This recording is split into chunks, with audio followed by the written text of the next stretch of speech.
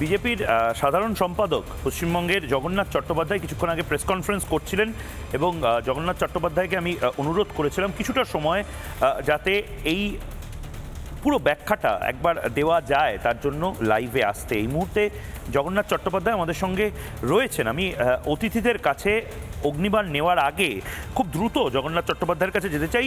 সহজভাবে জগন্নাথদা যদি একটু বুঝিয়ে বলেন কি কি সংশোধন হতে চলেছে, মানুষ তো জানতে চাইছে। কারণ মমতা বন্দ্যোপাধ্যায় যেভাবে বলছেন যে সবার নাম বাদ চলে যাবে, ভয়ঙ্কর একটা পরিস্থিতি হবে, এটা এনআরসির প্রথম ধাপ ইত্যাদি, মানে আমি এই ডিবেট শুরু করার আগে আপনার থেকে জানতে চাই সংশোধনগুলো কি একটু সহজ বাংলা ভাষায় যদি বুঝিয়ে দেন।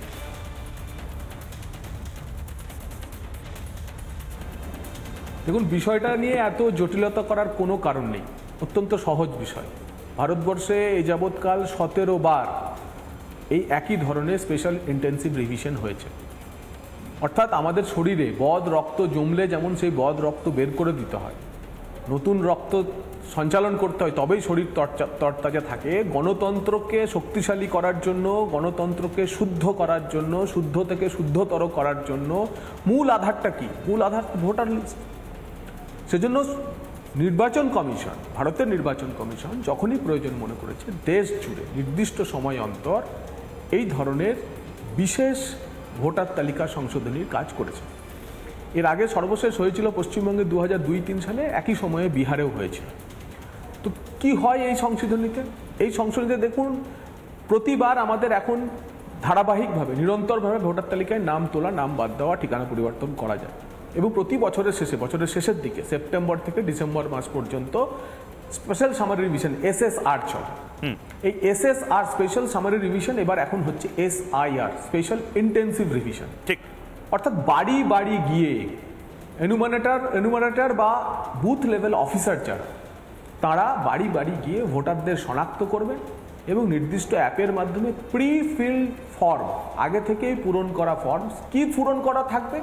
আপনার ভোটার কার্ডে আপনার নাম, ঠিকানা, বাবার নাম, পার্ট নাম্বার, ভোটার তালিকায় কত নম্বরে আপনার নাম রয়েছে, সিরিয়াল নাম্বার, তা পূরণ করা একটি ফর্ম আপনার কাছে বুথ লেভেল অফিসার নির্বাচন কমিশনের প্রতিনিধি হিসেবে নিয়ে যাবে। কারা বুথ লেভেল অফিসার? এখনো পর্যন্ত পশ্চিমবঙ্গের বুথ লেভেল অফিসার ওই আশা ইত্যাদি, আশা, হতাশা, VRP এই ধরনের কর্মচারীরা ছিলেন।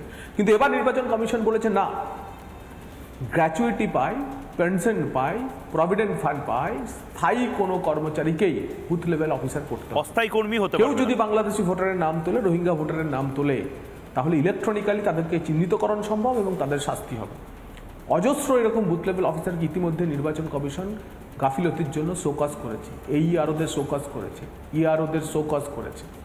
তো এই BLOরা যাবেন বাড়ি বাড়ি, তাতে একটা প্রি ফিল ফর্মে তারা ফর্ম পূরণ করে দিতে হবে। ডকুমেন্ট লাগবে, আবার ডকুমেন্ট লাগবেও না। ডকুমেন্ট কাদের লাগবে না? 2003 সাল, সেই 2003 সালের 1 জানুয়ারি শেষ যে বিশেষ ভোটার তালিকা সংশোধন হয়েছিল, বাড়ি বাড়ি গিয়ে ভোটার তালিকার যাচাই করার পর ভোটারদের তালিকা প্রকাশ করা হয়েছিল 22 বছর আগে। সেই ভোটার তালিকায় যাদের নাম ছিল তাদের এবং তাদের উত্তর প্রজন্ম, সেই পরিবারের যে ফ্যামিলি ট্রি, সেই ফ্যামিলি ট্রির কাউকে কোনো পরিচয়পত্র দিতে হবে না। কি দিতে হবে? শুধুমাত্র 2003 সালে থাকা ভোটারের এপিক নাম্বার, আর কিচ্ছু না। ধরুন আজকে 2025 সালে যিনি 18 বছর পূর্ণ হচ্ছে, সে 18 বছর যদি পূর্ণ হচ্ছে, আমি যদি ধরেই নিই যে তার পিতা বা তার মাতা সে নিজেও 18 বছরের মাথাতেই এসেছে, ভোটার কার্ডও পেয়েছে আর সন্তানেরও জন্ম দিয়েছে, তাহলে এই 18 আর সে জন্মেছে আরও 18 বছর আগে, এই 36 বছর আগে যদি আপনি ভাবেন, তাহলে 89-90 সালে তাদের জন্ম হয়েছে। তাহলে আজ যদি 18 বছর বয়স হয়েছে, তার পিতামাতা যদি মাত্র 18 বছর বয়সে সন্তানের জন্ম দিয়ে থাকে এবং ভোটার কার্ড একই বছরে পেয়ে থাকে, তাহলে সে ভোটার কার্ড সে পেয়েছে হচ্ছে ভোটার কার্ড, তার জন্ম হয়েছে 89-90 সালে, তাকেও কোনো ডকুমেন্টেশন দেখাতে হবে। ঠিক, কিন্তু ডকুমেন্টেশন একটা অংশকে দেখাতে হবে। কাদের দেখাতে হবে?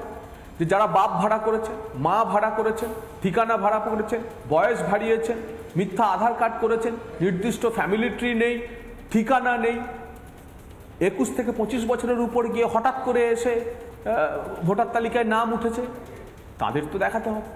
তাই 2003 থেকে 2025 সাল পর্যন্ত এমন ভোটার যারা মূলত অনুপ্রবেশকারী, তাদের তো ভোটার তালিকার জন্য নাম যাচাইয়ে বুঝতে পেরেছি জগন্নাথ দা লাগবে। ঠিক বুঝতে পেরেছি জগন্নাথ দা। আমার আরেকটা প্রশ্ন, আপনি 2000 থেকে 2025-এর এই কাট অফটা বলছেন, খুব ভালো কথা। মধ্যবিত্ত বাঙালি বা ভারতীয় মুসলিম, ভারতীয় হিন্দুদের কোনো সমস্যা নেই, সমস্যাটা এবার বাড়বে হচ্ছে রোহিঙ্গাদের। কিন্তু আমাকে এটা বুঝতে হবে আমার দর্শকদের জন্য এই মুহূর্তে, রোহিঙ্গা ভোটারদের বিরুদ্ধে বিজেপি বলছে বা কেন্দ্রীয় সরকার বলছে এটা এই মুহূর্তে একটা বড় স্টেপ হতে পারে, এটা একটা সার্জিক্যাল স্ট্রাইক হতে পারে বিজেপির, এটা দাবি। কিভাবে একটু যদি বুঝিয়ে বলেন, আমি তারপরে আপনাকে ছেড়ে দেবো। জাস্ট এই উত্তরটা যদি আপনি আপনার ভার্সনটা বলেন। যারা তথাকথিতভাবে এই সুপ্রিম কোর্টে গিয়ে বিহারের ভোটার সংশোধনীর কাজ আটকে দিতে চেয়েছিল, সুপ্রিম কোর্ট হস্তক্ষেপ করেন, সংশোধন এবং ভোটার তালিকা সংশোধনের কাজ চালিয়ে যেতে বলেছে। যে সময়সীমা দিয়েছে তার মধ্যেই বিহারের ক্ষেত্রে ভোটার তালিকা যাচাইয়ের কাজ শেষ হয়ে যাবে।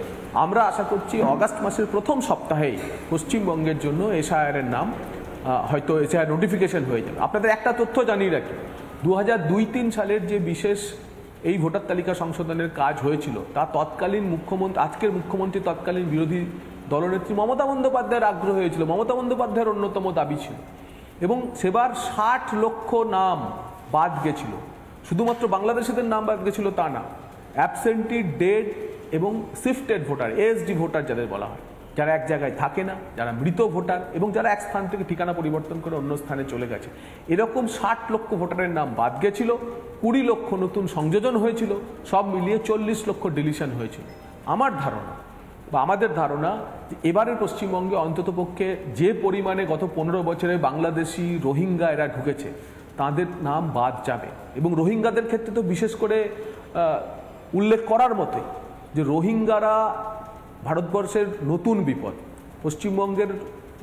পশ্চিমবঙ্গের করিডোর হচ্ছে রোহিঙ্গাদের জন্য ভারতবর্ষের অন্য প্রান্তে, হায়দ্রাবাদ, দিল্লি, জম্মু, তামিলনাড়ু, এই যে বিভিন্ন জায়গাতে রোহিঙ্গা কলোনি তৈরি হয়েছে।